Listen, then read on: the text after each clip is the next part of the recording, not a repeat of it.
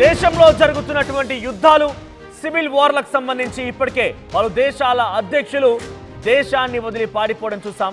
ఇప్పుడు అదే లిస్టులో మరొక దేశం కూడా చేరింది.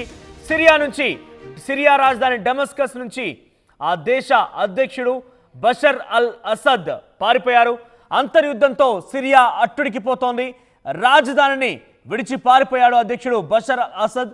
ఇక ఒక్కో నగరాన్ని చేజిక్కించుకుంటూ రాజధానిపై తిరుగుబాటుదారులు ముందుకు వస్తున్నారు, రాజధానికి చేరుకుంటున్నారు.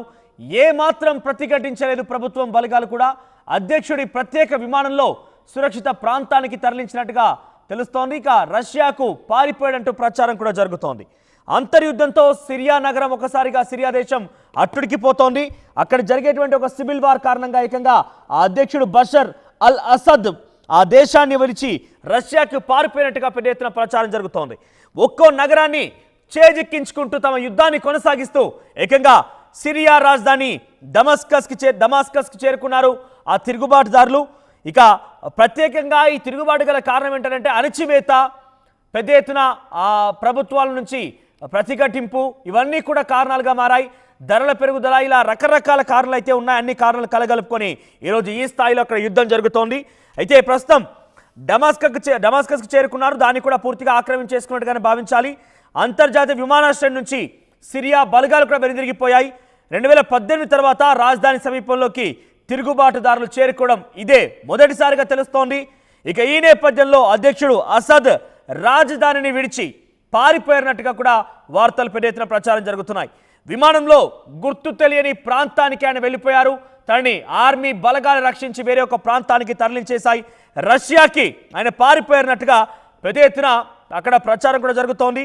అయితే ఉత్తర సిరియా పైన Hayat Tahrir al Sham HTS నేతృత్వంలోని తిరుగుబాటు దళాలు పట్టు బిగిస్తుంటే దక్షిణ సిరియాలోని పరిస్థితి కూడా అసాద్ వ్యతిరేకంగా మారింది. కీలక నగరమైన దారాతో పాటుగా స్వీడియా తదితర ప్రాంతాల నుంచి సిరియా సైన్యాలు శనివారం వైదొలగడం వల్ల అవి తిరుగుబాటుదారులు చేజిక్కించుకున్నారు. ఇక డమాస్కస్ శివారు ప్రాంతాలైన మదామియా, జరమానా, దర్యాల్లో తిరుగుబాటుదారుల కదలికలు కనిపిస్తున్నాయని పలు మీడియా కథలు కూడా పెద్ద ఎత్తున ప్రచారంలో ఉన్నాయి. అయితే 2011లో దారా నగరం నుంచి అసద్కు వ్యతిరేకంగా ఉద్యమం ప్రారంభమైంది. ఆ తర్వాత అది అంతర్యుద్ధంగా మారింది. దారాలోని 90% భూభాగం స్థానికతకు తిరుగుబాటుదారుల చేతుల్లోకి వెళ్ళిపోయింది. దారాకు 50 కిలోమీటర్ల దూరంలో సువైదా నుంచి కూడా ప్రభుత్వ దళాలు పారిపోయాయి. ఈ ప్రాంతాన్ని ఆక్రమించినటువంటి మైనార్టీ డ్రూజ్ తెగ మిలిటెంట్లు డమాస్కస్ దిశగా సాగుతున్నట్టు తెలుస్తోంది. సో డమాస్కస్ని ఆక్రమించడంతో ఒకసారిగా సిరియాలో వార్ మరింత ఉధృతమైంది. సో వారిని ఎట్టి పరిస్థితుల్లో కూడా ప్రభుత్వ బలగాలు కానివ్వండి, ప్రభుత్వం తరపునటువంటి అధికారులు కాని వరకు కూడా నిర్వహించలేకపోతున్నారు, కనీసం అడ్డు చెప్పలేకపోతున్నారు. ప్రస్తుతం ఆ దేశ అధ్యక్షుడు జమల్ అల్ అసద్ ఆయన పారిపోవడంతో ఒక్కసారిగా అక్కడ మరింతగా యుద్ధం పెరిగిపోయింది. ఇక చేజిక్కించుకోవడమే అంటే పూర్తిగా ఇప్పుడు డమస్కస్కి అయితే వాళ్ళంతా చేరుకున్నారు తిరుగుబాటుదారులు. వాళ్ళు కేవలం అది పూర్తిగా చేజిక్కించుకొని ఆ పీఠం దగ్గరికి వెళ్ళడమే తదుపరిగా మిగిలిపోయింది. బషర్ అల్ అసద్ రష్యాకు ప్రయాణమైపోయారు, రష్యాలో తలదాచుకున్నారని తెలుసుకున్నటువంటి ఆ తిరుగుబాటుదారులు ఒక్కసారిగా దాన్ని పూర్తిగా కూడా తమ వైపుగా తిప్పుకోవాలి, తమ ప్రాంతంగా మలుచుకోవాలనే ఒక ఉద్దేశంతో ఉన్నారు. సిరియా రెబల్ లీడర్ అహ్మద్ అల్ షరా ఈ విషయం పైన prohibited to near public institutions అంటే ఎవరు కూడా ప్రభుత్వ రంగ సంస్థలపైన దాడి చేయడం లాంటిది కానివ్వండి, ప్రభుత్వ రంగ సంస్థలపైన కానివ్వండి, ప్రభుత్వ కార్యాలయాలపైన కానివ్వండి దాడి చేయడం ఎట్టి పరిస్థితిలో సమంజసం కాదు, అది వెనక్కి తిరిగి వెళ్ళండి, అటువంటి పరిస్థితి ఉండకూడదు అని చెప్పి రెబల్ లీడర్ అహ్మద్ అల్ షరా కూడా హెచ్చరిస్తున్నారు. ఇక ఇదే సమయంలో ప్రైమ్ మినిస్టర్ మహమ్మద్ గజీ అల్ జలాలి కూడా ఆయన ఇంటి దగ్గరే ఉన్నాను, ప్రస్తుతం నేను ఇదే ప్రభుత్వాన్ని కంటిన్యూ చేయడం కోసం కూడా నేను తీవ్రంగా కృషి చేస్తున్నాను అని చెప్తున్నారు. ఏదేమైనా ఒక దేశ అధ్యక్షుడు పారిపోయిన వార్త విన్న తర్వాత అక్కడ దేశ ప్రజానికం తిరుగుబాటుదారులు ఏ స్థాయిలో రెచ్చిపోతారనేది అర్థం చేసుకోవాలి. మనం చూసాం బంగ్లాదేశ్లో కూడా ఈ రకంగానే జరిగింది, శ్రీలంకలో కూడా జరిగింది. ఈ రకంగా ఇదే లిస్టులో 3వ సంఖ్యగా సిరియా కూడా చేరింది. సిరియా అధ్యక్షుడు కూడా ఇప్పుడు పారిపోయాడని వార్త వినడంతో ఒక్కసారిగా ఇదేంటి, దేశ ప్రజలు తిరుగుబాటు చేస్తే ఈ స్థాయిలో ఉంటుందా, వాళ్ళ తిరుగుబాటుకు సమాధానం ఈ రకంగా ఉంటుందా, వాళ్ళ తిరుగుబాటుకి ప్రతిఫలం ఈ రకంగా ఉంటుందా అనే రకంగా చాలా పెద్ద ఎత్తున ప్రపంచవ్యాప్తంగా మరోసారి చర్చనీయాంశంగా మారింది. ఒకసారి మనం అక్కడ సిరియాలో తాజా పరిస్థితి ఎలా ఉన్నాయి, మనం 4 బాక్స్లో కనబడుతున్న ఆ దృశ్యాల్ని, ఆ సంఘటనా స్థలం జరిగినటువంటి ఆ దృశ్యాలని, ఆ ఉద్యమాన్ని, ఆ ప్రతిఘటనను ఒకసారి చూద్దాం.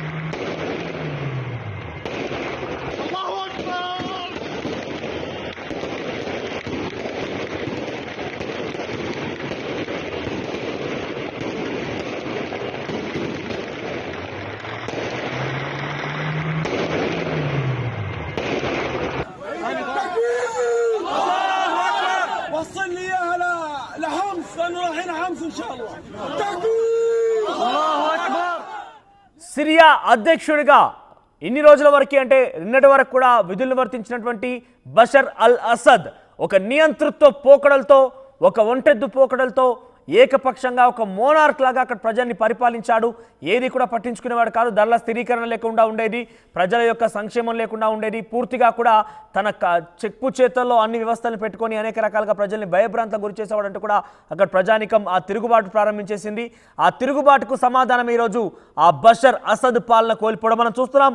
చాలా వరకు నేషనల్ మీడియాలో కానివ్వండి, అనేక వెబ్సైట్లో మనం చూసేటువంటి వార్తలు ఏంటంటే అసద్ పారిపోవడంతో ఇప్పుడు అసలైనటువంటి స్వాతంత్రం వచ్చింది సిరియాకి. ఇప్పుడు స్వాతంత్ర్యం అనేది సాధ్యమైన సిరియాకి. ఇకపైన ప్రజాస్వామ్యం అనేది పరిణమిల్లుతుంది. ఇక్కడ ఇక ఈక్విటీ స్టార్ట్ అవుతుంది. అందరం కూడా సరిసమానంగా చూసేటువంటి ఆ ఈక్వాలిటీ అనేది పెంపొందించుకుందామంటూ కూడా అక్కడ ప్రజానీకం పెద్ద ఎత్తున సంబరాలు చేసుకుంటున్నట్టుగా ఒక సంతోషం వ్యక్తం చేస్తున్నట్టు తెలుస్తోంది.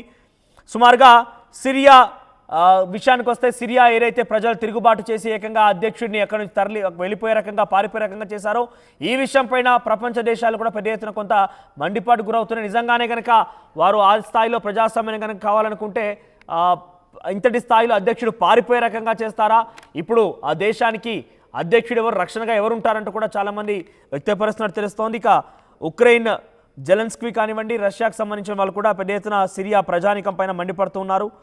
Hezbollah, Hamas, Syria and the so called resistance of evil of humiliating defeats and utter embarrassments అంటే ఈ రకంగా పెద్ద ఎత్తున చాలా తీవ్ర కోపోద్రిక్తులు అవుతున్నారు అక్కడి ప్రజానికం. అసాద్ పరిపాలన పైన ఏమాత్రం నచ్చినటువంటి ఆ ప్రజానికం కాస్త ఆయన వెళ్ళిపోవడంతో ఒక రకంగా సంతోషం వ్యక్తం చేస్తూనే పెద్ద ఎత్తున వారంతా కూడా అక్కడ సంబరాలు జరుపుకుంటున్నారు. సో మరి సిరియాలకు సంబంధించిన అధ్యక్షుడు కూడా పారిపోయారు. గతంలో మన శ్రీలంక, బంగ్లాదేశ్ అధ్యక్షుల యొక్క ప్రధానులు పాల్పోవడం చూస్తాం. ఇప్పుడు తాజాగా సిరియా వంతు వచ్చింది. మరి అక్కడి పరిస్థితి ఏ రకంగా రీస్టోర్ చేస్తారు, ఏ రకంగా తిరిగి పునరుద్ధరిస్తారు మాత్రం చూడాలి.